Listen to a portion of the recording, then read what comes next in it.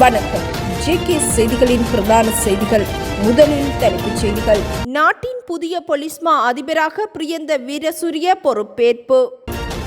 பிள்ளையானின் முக்கிய சகா காத்தான்குடியில் கைது. வாட்ஸ்அப் கணக்குகள் ஊடறுப்பு செய்யப்படுவது தொடர்பில் அவதானத்துடன் செயற்படுமாறு அறிவுறுத்தல். மட்டக்களப்பில் மாத்திரம் 700க்கும் மேற்பட்ட சிறார்கள் பாதுகாப்பற்ற நிலையில் உள்ளதாக அறிவிப்பு. 8 வயது சிறுமியை இயற்கைக்கு மாறாக பாலியல் துஷ்பிரயோகத்திற்குட்படுத்திய 15 வயது மாணவர்கள் கைது. செம்மணியில் மேலும் பலர் உயிருடன் புதைக்கப்பட்டுள்ளதாக சட்டத்தரணி அறிவிப்பு. இலங்கை பௌத்த நாடு என்பதை கர்தினால் மல்கம் ரஞ்சித் ஏற்றுக்கொண்டுள்ளதாக அமைச்சர் ஹினிதும அறிவிப்பு. நாட்டு மக்களில் பலர் வாக்குரிமையை இழந்துள்ளதாக தேர்தல் ஆணையாளர் தெரிவிப்பு. புதிய பொலிஸ்மா அதிபராக சிரேஷ்ட பிரதி பொலிஸ்மா அதிபர் சட்டத்தரணி பிரியந்த வீரசூரிய கடமைகளை பொறுப்பேற்றுள்ளார். போலீஸ் தலைமையகத்தில் வைத்து அவர் கடமைகளை பொறுப்பேற்றதாக போலீஸ் ஊடக பிரிவு அறிவித்துள்ளது. இந்நிகழ்வில் கருத்து வெளியிட்ட புதிய பொலிஸ்மா அதிபர் தனது கடமைகளின் போது போலீஸ் துறையின் கௌரவத்தையும் கண்ணியத்தையும் பாதுகாக்க தன்னால் முடிந்த அனைத்தையும் செய்வேன் என உறுதியளித்துள்ளார். போலீஸ் துறையின் தொலைநோக்கு பார்வையை நனவாக்க தாம் பணியாற்றி வருவதாகவும் இதற்காக அனைத்து போலீஸ் அதிகாரிகளிடம் இருந்து உயர் செயற்திறனை எதிர்பார்ப்பதாகவும் புதிய பொலிஸ்மா அதிபர் சட்டத்தரணி பிரியந்த வீரசூரிய குறிப்பிட்டுள்ளார். ஒழுக்கமான போலீஸ் துறையை நிறுவுவதே தனது ஒரே நோக்கம் எனவும் அதனை மிக உயர்ந்த இடத்தில் வைத்திருப்பதாகவும் குறிப்பிட்டுள்ள புதிய பொலிஸ்மா அதிபர் தன்னை பொலிஸ்மா அதிபராக நியமித்த அனைவருக்கும் நன்றி தெரிவிப்பதாகவும் குறிப்பிட்டுள்ளார். போலீஸ் கலாசார பிரிவின் பதில் பணிப்பாளர் சிரேஷ்ட போலீஸ் அத்தியட்சகர் சதீஷ் கமகே இன்று கைது செய்யப்பட்டுள்ளார். லஞ்சம் மற்றும் ஊழல் தடுப்பு அதிகாரிகளினால் இவர் கைது செய்யப்பட்டுள்ளார். சந்தேக நபருக்கு எதிரான பல்வேறு லஞ்சம் மற்றும் ஊழல் மோசடி தொடர்பிலேயே அவர் கைது செய்யப்பட்டதாக போலீசார் தெரிவித்துள்ளனர்.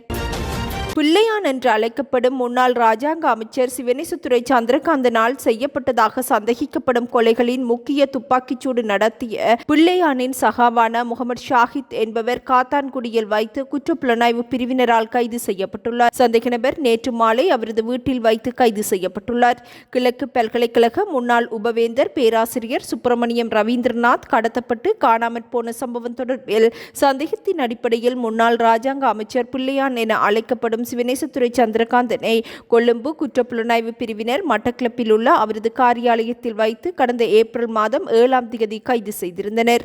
தொடர்ந்தும் அவரிடம் முன்னெடுக்கப்பட்ட விசாரணையை அடுத்து காத்தான்குடியைச் சேர்ந்தவரும் கடந்த காலத்தில் பிள்ளையானுடன் செயற்பட்டவருமான 45 வயதுடைய முகமது ஷாஹித்தை கொழும்பில் இருந்து வந்த அதிகாரிகள் கைது செய்துள்ளனர். கைது செய்யப்பட்டவர் 2024 ஜூன் 17ஆம் தேதி காத்தான்குடி மீன்பிடி லாகா வீதியில் உள்ள வீடு ஒன்றில் தனிமையில் இருந்த பெண்ணிடம் தங்க ஆபரணங்களை கொள்ளையடிப்பதற்காக கை துப்பாக்கியினால் ஆகாயத்தை நோக்கி துப்பாக்கிச்சூடு நடத்தியவர் எனவும் அறிவிக்கப்பட்டுள்ளது. சந்தேக நபரை கைது செய்து 3 நாள் போலீஸ் தடுப்பு காவலில் வைத்து விசாரணை செய்த போதிலும் அவரிடமிருந்து அந்த துப்பாக்கியை மீட்க முடியாமல் போயிருந்தமையும் குறிப்பிடத்தக்கது.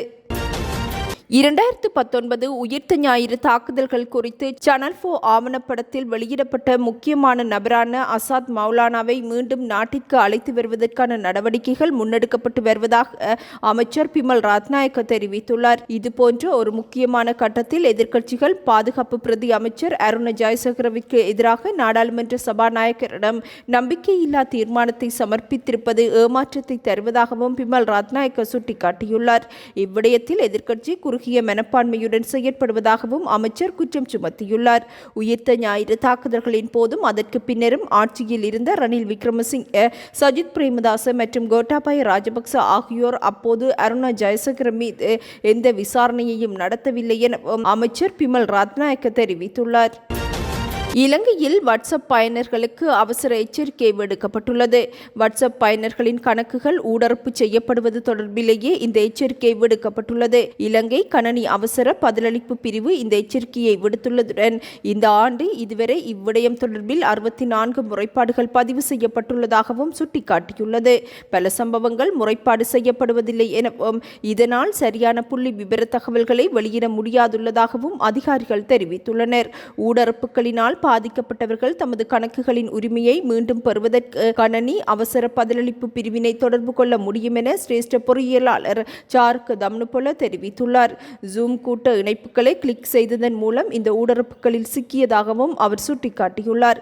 ஹேக்கர்கள் பாதிக்கப்பட்டவரின் வாட்ஸ்அப் குழு உள்ளடக்கத்தை பகுப்பாய்வு செய்து அவர்களின் தொழிலை பொறுத்து தொடர்புகளுக்கு பணம் கோரும் செய்திகளை உருவாக்கி வருகின்றனர். ஜூம் கூட்டத்திற்கான அழைப்பு விடுப்பது போன்று பயனர்களின் கணக்கினை ஊடறுப்பு செய்வதாகவும் பயனர்களின் கடவுச்சொல் கட்டுப்பாட்டை பெற்றுக்கொள்ள OTP-யை பெற்றுக்கொள்வதாகவும் தெரிவித்துள்ளார். அத்துடன் ஊடறுக்கப்பட்ட கணக்கின் உரிமையாளர் ஆபத்தில் இருப்பதாக கூறி 50,000 ரூபாய் அல்லது 1,00,000 ரூபாய் உதவி கோருவதாகவும் பயனர்களின் தொடர்பு பட்டியலில் இருப்பவர்களிடம் தொடர்பு கொண்டு இந்த கோரிக்கை விடுக்கப்படுவதாகவும் அவர் சுட்டிக்காட்டியுள்ளார். இவ்வாறான கோரிக்கைகள் வந்தால் வாட்ஸ்அப் ஊடாக மாத்திரமின்றி சாதாரண தொலைபேசி அழைப்பு மூலமும் குறித்த கோரிக்கை உண்மையானதா என்பதை சரிபார்க்குமாறு பொதுமக்கள் அறிவுறுத்தப்பட்டுள்ளனர். ஹேக்கர்களின் கோரிக்கைகளுக்கு அமைய பணம் வைப்பு செய்தவர்கள் போலீஸ் நிலையங்களில் முறைப்பாடு செய்ய முடியும் எனவும் அறிவிக்கப்பட்டுள்ளது. மோசடியில் ஈடுபட்டவர்கள் இறந்தவர்களின் வங்கிக் கணக்குகளை பயன்படுத்தி இக்குற்றச் செயல்களில் ஈடுபடுகின்றமையும் கண்டறியப்பட்டுள்ளது. எவ்வாறாயினும் எந்தவொரு சந்தர்ப்பத்திலும் OTP-யை 3ஆம் தரப்பினருடன் பகிர்ந்து கொள்ள வேண்டாம் எனவும் இலங்கை கணனி அவசர பதிலளிப்பு பிரிவு பொதுமக்களை அறிவுறுத்தியுள்ளது. அரியாலை சித்துப்பாத்தி மனித புதைகுழியில் சிலர் உயிருடன் புதைக்கப்பட்டுள்ளதாக சட்டத்தரணி நிரஞ்சன் தெரிவித்துள்ளார். ஜெர்மனியின் அரச ஊடகம் ஒன்றிற்கு வழங்கிய விசேட செவியிலேயே அவர் இதனை தெரிவித்துள்ளார். குறித்த புதைகுழியில் ஏற்கனவே இறந்த நிலையில் பலர் புதைக்கப்பட்டிருந்தாலும் அவர்களது உடல்கள் வளையாது சிலரின் கைகால்கள் முறுக்கப்பட்டிருந்தன எனவும் சட்டத்தரணி சுட்டிக்காட்டியுள்ளார். எனவே தற்போதைய அரசாங்கத்தையும் நம்ப முடியாது என்பதுடன் அவர்கள் சர்வதேச கண்காணிப்பு எதிர்ப்பாளர்கள் எனவும் சட்டத்தரணி நிரஞ்சன் குறிப்பிட்டுள்ளார். அரசாங்கத்திற்கு இனப்பிரச்சினை குறித்த புரிதல் இல்லை. அவர்கள் அதை புரிந்து கொள்ளப் போவதும் இல்லை. ஊழலை ஒழித்தால் நாடு அமைதியாக இருக்கும் என அவர்கள் கருதுகின்றனர். ஆனால் நாடு கடனில் சிக்கியமைக்கும் இனப்பிரச்சனையும் ஒரு காரணம் என்பதை எந்தவொரு பேரினவாத அரசாங்கமும் புரிந்து கொள்வதில்லை என சட்டத்தரணி நிரஞ்சன் தெரிவித்துள்ளார். இதேவேளை 2024ஆம் ஆண்டின் 2ஆம் பாதிக்கான ஊழியர் சேமலாப நிதி பெறும் உறுப்பினர்களின் கணக்குகளின் அறிக்கைகள் உரிய நிறுவனங்களுக்கு அனுப்பப்பட்டுள்ளதாக அறிவிக்கப்பட்டுள்ளது. இவ்விடயம் இலங்கை மத்திய வங்கி வெளியிட்டுள்ள அறிக்கையில் தெரிவிக்கப்பட்டுள்ளது.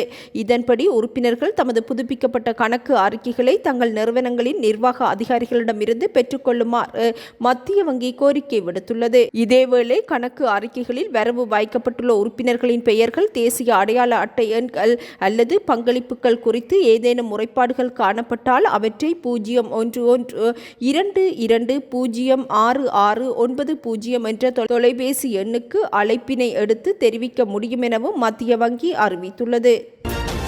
கர்தினால் மெல்கம் ரஞ்சித்தினால் அரசாங்கத்திற்கு எந்தவிதமான அழுத்தங்களும் இல்லை என புத்த சாசன மத விவகார மற்றும் கலாசார அலுவல்கள் அமைச்சர் ஹனிதும சுனில் செனவி தெரிவித்துள்ளார். கர்தினால் தமக்கே உரித்தான கருத்துக்களை தெரிவிப்பதோடு இலங்கை ஒரு பௌத்த நாடு என்பதை தெளிவாகவும் பொதுமக்களுக்கு தெரிவித்துள்ளார் என அவர் சுட்டிக்காட்டியுள்ளார். மல்வத்து மற்றும் அஸ்கிரிய பீடாதிபதிகளை சந்தித்த பின்னர் ஊடகங்களுக்கு கருத்துரைக்கையிலேயே அமைச்சர் இதனை தெரிவித்தார். நாட்டின் சமூக பொருளாதார முன்னேற்றம், மக்கள் வாழ்க்கை தரம் மற்றும் நாட்டின் பொது போக்குகள் குறித்த விரிவான பார்வையையும் கர்தினால் கொண்டுள்ளதாகவும் இதனால் அவரின் கருத்துக்கள் அரசாங்கத்தின் நடைமுறைகளை பாதிக்கவில்லை எனவும் புத்த சாசன மத விவகார மற்றும் கலாசார அலுவல்கள் அமைச்சர் ஹினிதும சுனில் செனவி சுட்டிக்காட்டியுள்ளார். அரசாங்கத்தின் கொள்கைகள் மற்றும் நடவடிக்கைகள் சுதந்திரமாகவும் சட்டத்திற்கேற்பவுமே முன்னெடுக்கப்படுவதாகவும் அமைச்சர் தெரிவித்துள்ளார். பல்வேறு காரணங்களினால் வாக்காளர்கள் பதிவு செய்யப்படாமையினால் அவர்கள் தமது வாக்குரிமையை இழப்பதாக தேர்தல் ஆணையாளர் நாயகம் சமன் ஸ்ரீ ரத்நாயக்க தெரிவித்துள்ளார். ஹட்டன் டிக்கோயா நகரசபை மண்டபத்தில் இடம்பெற்ற தேர்தல் ஆணைக்குழுவின் இலத்திரனியல் சேவை தொடர்பான விழிப்புணர்வு செயலமர்வின் போதே அவர் இதனை குறிப்பிட்டார்.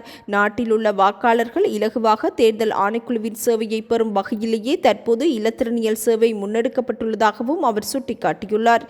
சனத்தொகைக்கு மேலதிகமாக கையடக்க தொலைபேசி பாவனை அதிகரித்துள்ளதாக தெரிவித்துள்ள தேர்தல் ஆணையாளர் இதனை பயன்படுத்தி அடிப்படை உரிமையான வாக்களிப்பு உரிமையினை பெறுவதற்கான பதிவுகளை மேற்கொள்ள வேண்டும் என வலியுறுத்தியுள்ளார்.